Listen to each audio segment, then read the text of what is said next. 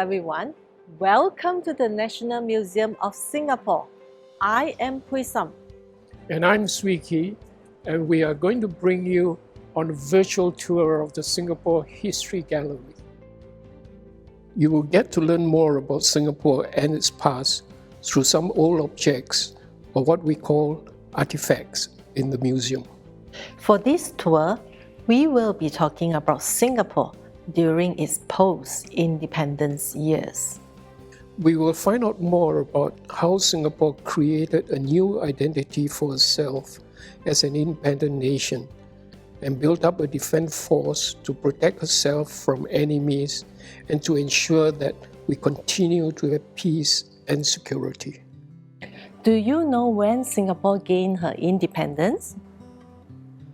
Did everyone get the answers right?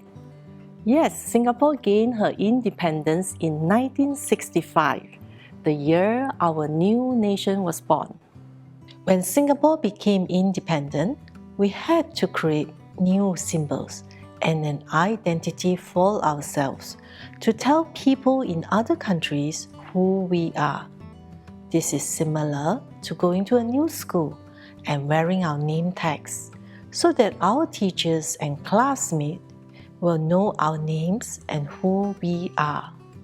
In 1966, Singapore held its first registration exercise where Singapore citizens were issued their first identity card and Singapore passport that are on display here.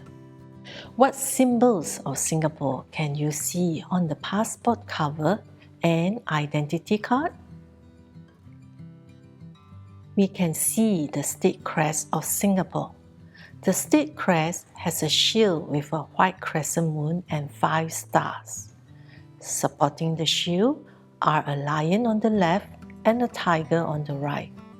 It is completed with a banner at the bottom with the words Majula Singapura. I received my identity card when I was 12 years old. These days, the children receive their identity cards when they turn 15. What about you? To the seniors among us, when did you first receive your identity card and passport? How did you feel when you first received your identity card or passport? To the children, does anyone have your own passport yet?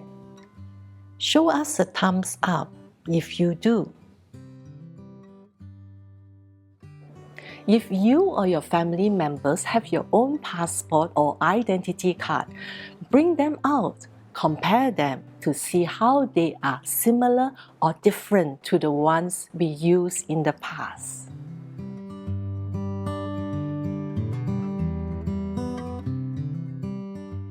Besides the identity card and passport, Singapore also issued its first currency in 1967.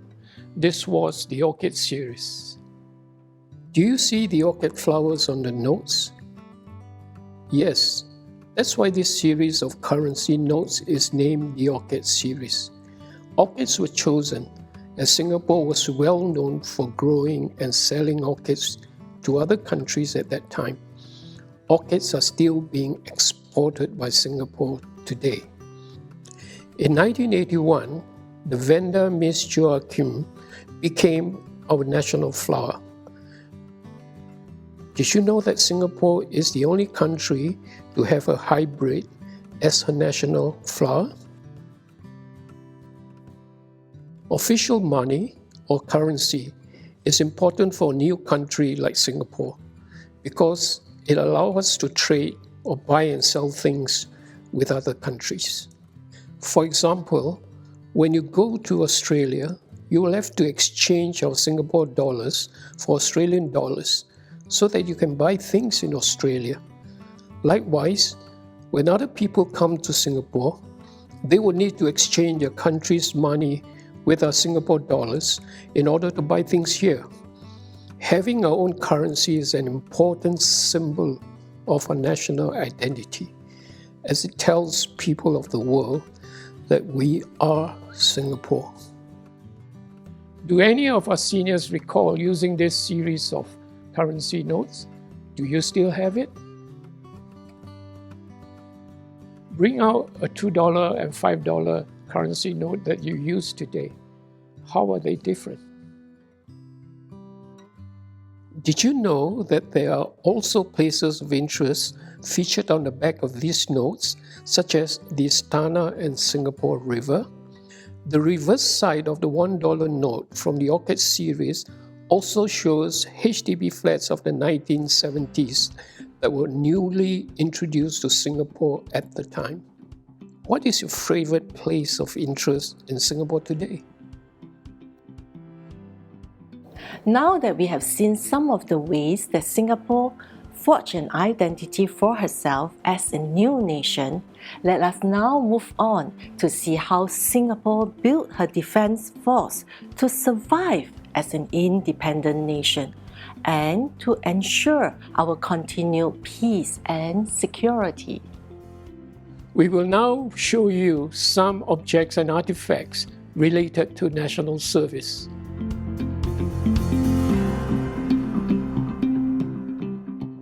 Can anybody guess the year the Singapore government made it compulsory for 18-year-old male Singaporeans to serve in the army? Did anyone say 1967? Yes, that was the year when all 18-year-olds were called up for national service. To our younger ones, when someone is called up for national service, it means he's going to be a soldier in our Singapore Army. Let's take a look at some of the artifacts here. There is a dark green army uniform, which consists of a cap, shirt, belt, trousers, and a pair of black boots. Commonly known as Temasek Green, this uniform was the first to be issued by the Singapore Armed Forces, or the Singapore Army. It was worn by full-time national servicemen until 1979, when the color was replaced by a darker green. I wore this uniform when I was serving my national service in 1970, and I can tell you it was very uncomfortable. The uniform was made of thick cotton, and in a hot Singapore climate, you can sweat yourself dry when you have to wear this uniform, especially in a field exercise. But it also makes us look smart in it, especially if it was well starched and ironed. In fact, when we wore the uniform when returning to camp, some of us would avoid sitting down in order not to crumple or crease it. Can anyone guess why the color green is often chosen for army uniforms? This is so that soldiers can camouflage themselves among the leaves and trees to avoid detection by the enemy. This particular set of uniform on display here belongs to Mr. William O. He was among the first 9,000 men called up for national service in 1967. This was just one set of uniform issued to him upon his enlistment. Can anyone describe what you see on this object on display? Look at its shape, numbers, and patterns. This medal was given to the first batch of national servicemen in 1967. A few subsequent batches of national servicemen also received the National Service Medal. The medals were usually presented by the Member of Parliament of the area during the National Service send-off dinners organized by the Community Centre. Does anyone recognize this? Have you used or received a similar postcard before? This is a postcard that was given to all National Service recruits or soldiers to write to their families, as they had to stay in the camps and were not able to go home for a period of time. This postcard belongs to Mr. William O. He sent this postcard to his father 2 days after his enlistment at the Pasir Laba camp. Has any one of you written a postcard to someone before? Who do you write to? And why do you need to write a postcard? Share your stories with us.